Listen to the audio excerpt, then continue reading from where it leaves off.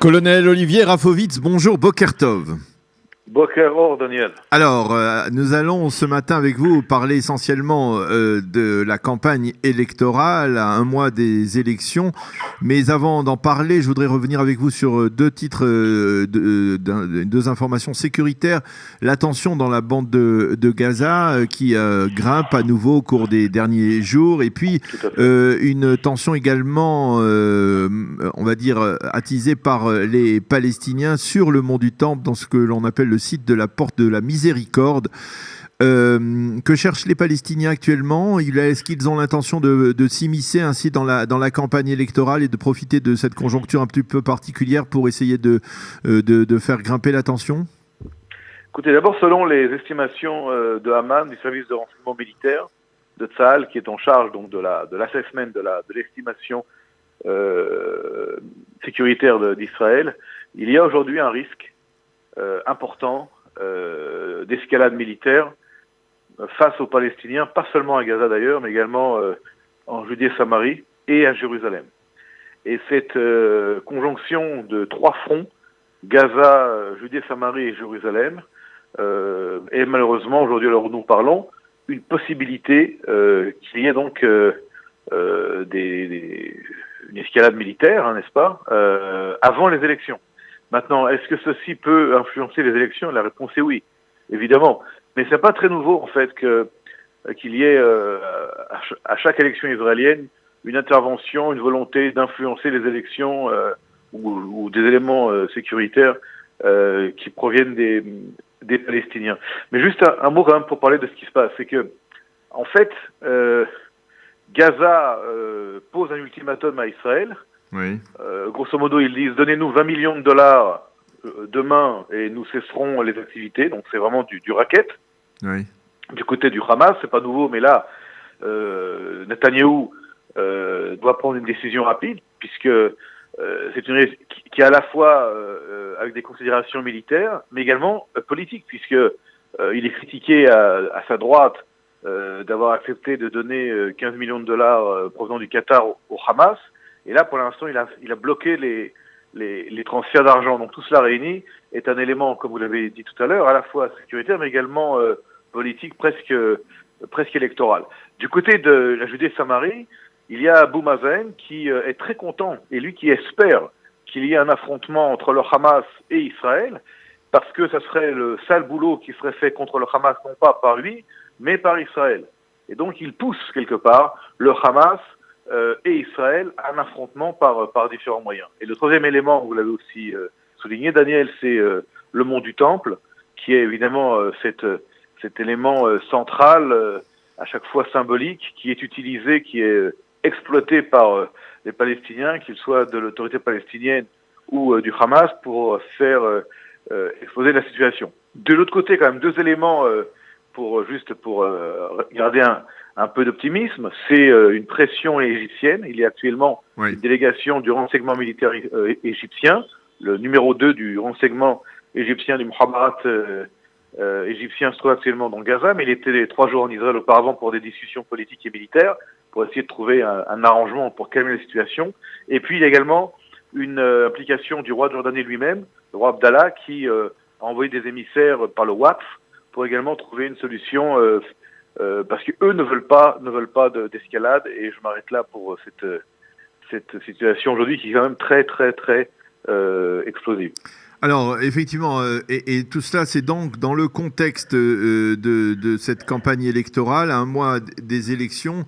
Je voudrais avoir tout d'abord votre réaction, Olivier Rafovitz, au dernier développement, en particulier à la procédure d'inculpation entamée contre Binyamin Netanyahou.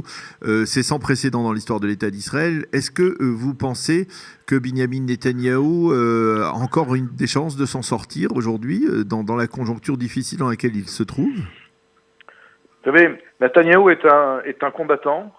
C'est quelqu'un qui est extrêmement fort et extrêmement agile politiquement lorsqu'il fait face à des problèmes, je dirais, presque de combat sur le ring. Vous voyez, c'est un campaigner, comme on dit en anglais. Oui. Et je crois que ça va le renforcer aujourd'hui.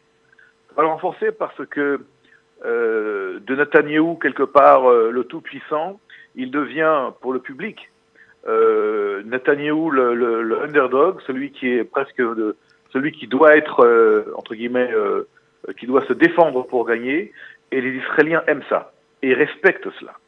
La deuxième chose qui est importante, à mon avis, au niveau psychologique, encore une fois, c'est mon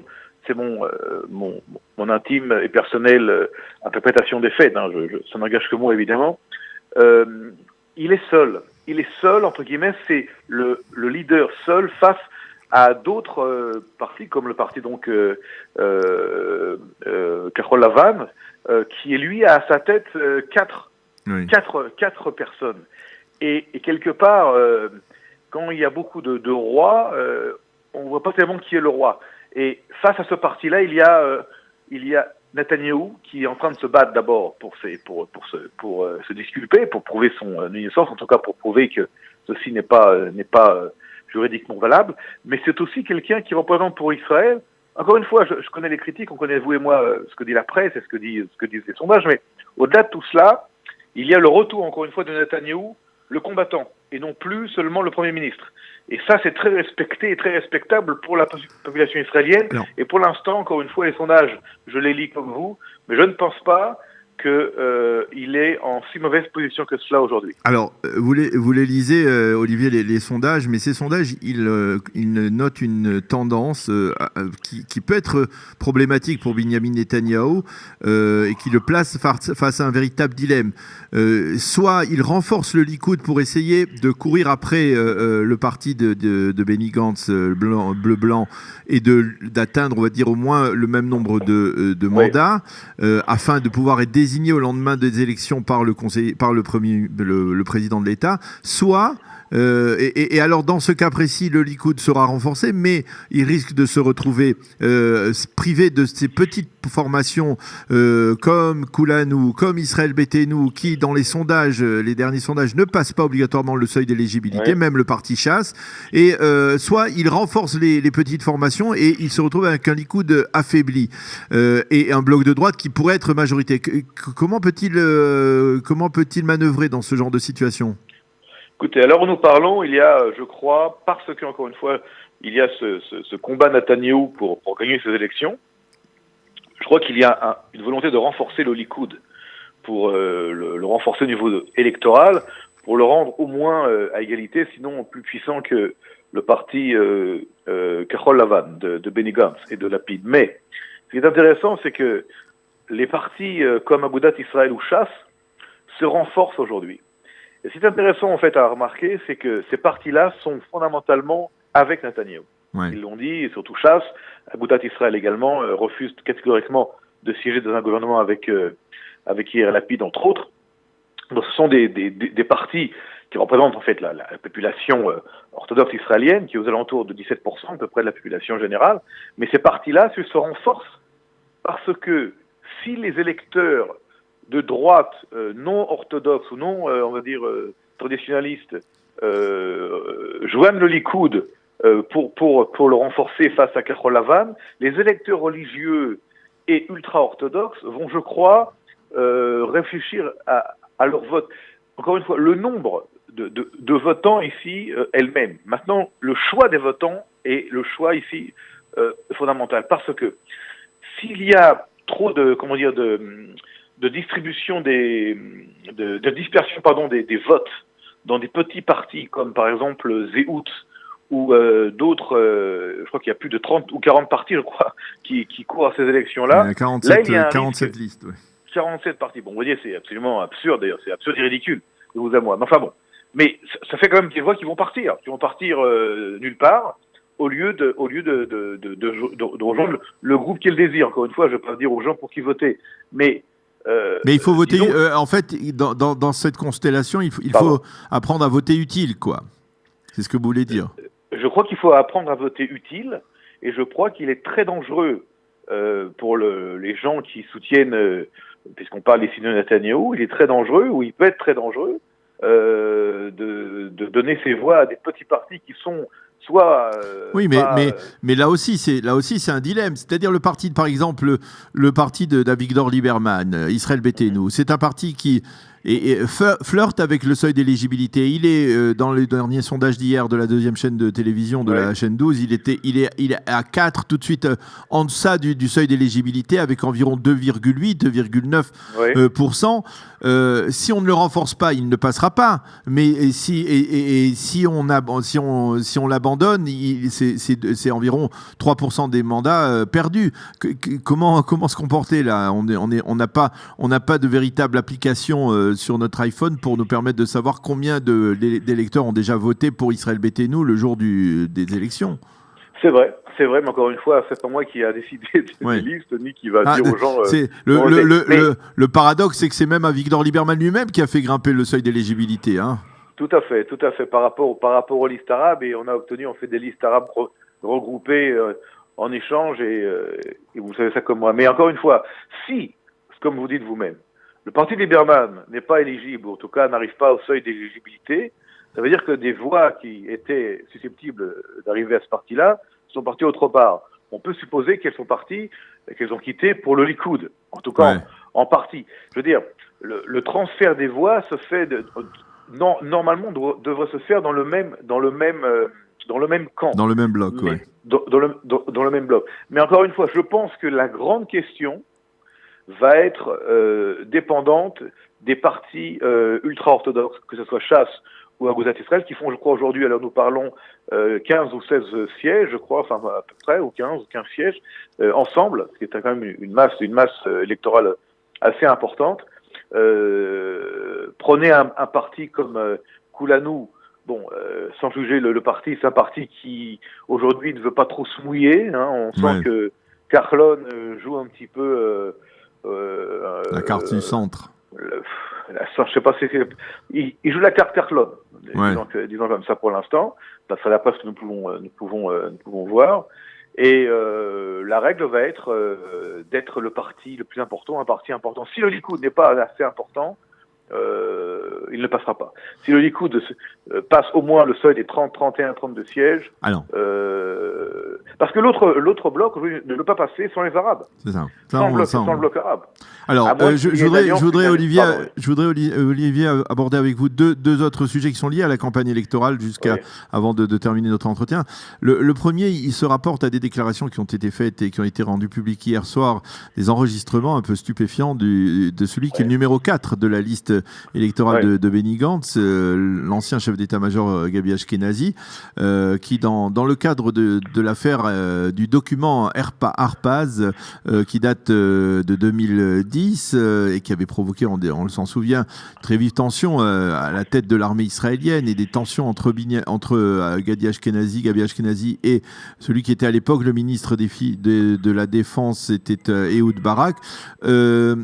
Gabi Ashkenazi a des propos stupéfiants. Il traite celui qui est aujourd'hui sa tête de liste de Hamor, de Dan, et il semble lui avoir aussi des relations tout à fait particulières avec le patron du Yediot Aharonot que l'on connaît bien depuis le début de l'affaire 2000, Nuni Moses. C'est-à-dire comment expliquer quel peut être l'impact de ce genre de déclaration?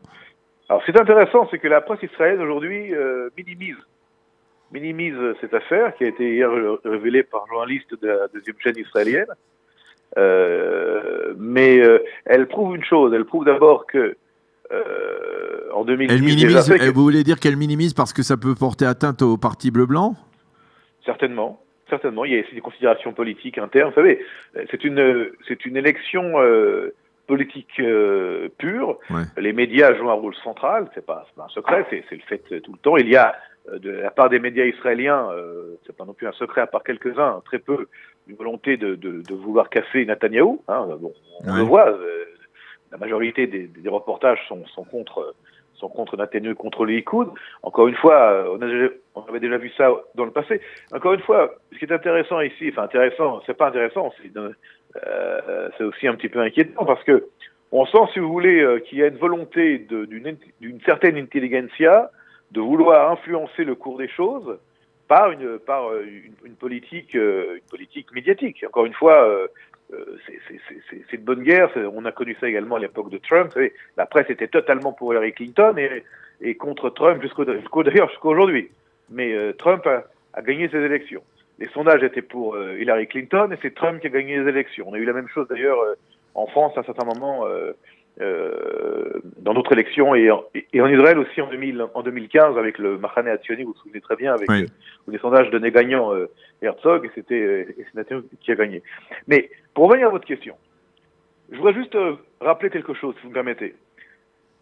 L'histoire du document Harpaz, l'histoire du document qu'on appelait également le document Galante, oui, est un élément qui est une influence jusqu'aujourd'hui, puisqu'à l'époque, Galante, qui est aujourd'hui au Likoud, avait été nommé déjà chef d'état-major. Chef d'état-major. Et en fait, jusqu'aujourd'hui, le public israélien ne comprend pas ce qui s'est passé vraiment. C'est une affaire que personne ne comprend vraiment. Hein. Enfin, certaines on le comprend, mais on ne veut pas trop l'expliquer. Si vous voulez. En fait, il y a eu une espèce de machination, encore une fois, médiatico politique, n'est-ce pas? Puisque l'armée, à ce niveau-là, lorsque l'armée arrive à ce niveau de chef d'état-major et des relations entre le chef d'état-major et le politique, nous sommes dans la politique. Nous ne sommes plus dans l'armée. Hein, on n'est plus. L'objectif, c'était d'empêcher la nomination de Galante, c'est ça? Tout à fait. Et de placer un homme qui était, on va dire. Attendez. Galante n'a pas été nommé en fin de compte. Vous vous souvenez pourquoi? Pour une autre affaire de Villa. Petit chemin. Donc, encore une fois, stricto sensu légalement parlant, peut-être qu'il y avait ici effectivement certainement une infraction à la loi, mais c'était lui qui avait été choisi pour commander l'armée d'Israël. Vous vous rendez compte qu'on parle de l'armée d'Israël, on parle du destin d'Israël.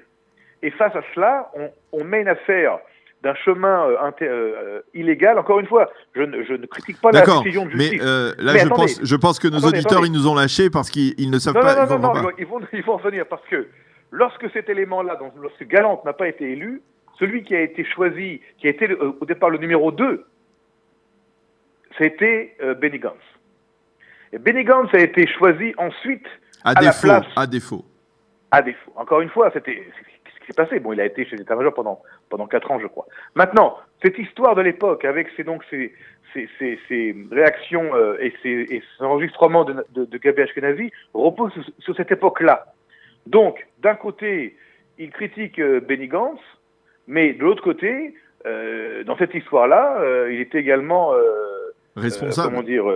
Souligné. Donc tout cela réuni fait qu'il y a des relations à ce niveau-là et entre ces gens-là qui sont quand même complexes et voire pas toujours très claires. Voilà. Alors, je ne sais pas si nous avons vraiment le temps. Nous avons à peine 1 minute, mais c'est un sujet qui mériterait plus d'importance et plus de focus. C'est l'intérêt que l'on ressent ces derniers jours ou ces dernières semaines pour certaines formations politiques, pour le ministère de l'intégration et en particulier pour l'ALIA, l'intégration et en particulier l'intégration des Olim de France. On a vu hier Arié Deri dire qu'il fallait arrêter, il fallait récupérer le ministère de l'intégration qui est entre les mains des Russes et qu'il fallait que l'on y parle également le français.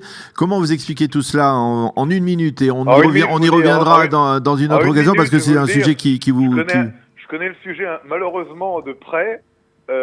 Jusqu'à aujourd'hui, tout le monde sait plus ou moins, je dis plus ou moins, n'est-ce pas, pas vraiment intéressé ni à l'Alliance de France, ni à ce ministère-là. Aujourd'hui, pour des raisons politiques et politiciennes, on veut s'en occuper. C'est dommage que ça arrive maintenant à un mois des élections et pas depuis plusieurs années, que ce soit Derry ou les autres d'ailleurs. Bennett. Ça va être très compliqué. Bennett aussi, mais c'est, encore une fois, il y a ici des intérêts politiques, bon, soyons clairs aussi, hein, le vote français commence à être important, mais ceci n'a pas été réellement pris en compte. D'ailleurs, même les gens qui sont dans les listes n'ont pas des représentants. Des représentants à des postes vraiment éligibles, je veux dire clairement. Et j'espère qu'ils seront élus pour eux, mais pas vraiment à des postes, à des places clairement éligibles. Ce qui fait que on aura l'occasion d'en reparler ensemble parce que c'est un sujet qui mérite peut-être une attention tout à fait particulière, mais c'est intéressant, ce sera intéressant de le savoir. En tout cas, merci beaucoup Olivier Rafovitz de nous avoir éclairé sur tous ces développements sur le plan politique et également sécuritaire. Merci d'avoir été avec nous ce matin et à bientôt sur Studio Qualité. Bonjour, Boker-Tov. Voilà, donc pour cet entretien avec Olivier Rafovitz, nous allons marquer une toute petite pause musicale et on se retrouve dans quelques instants avec la revue de la presse et des médias israéliens.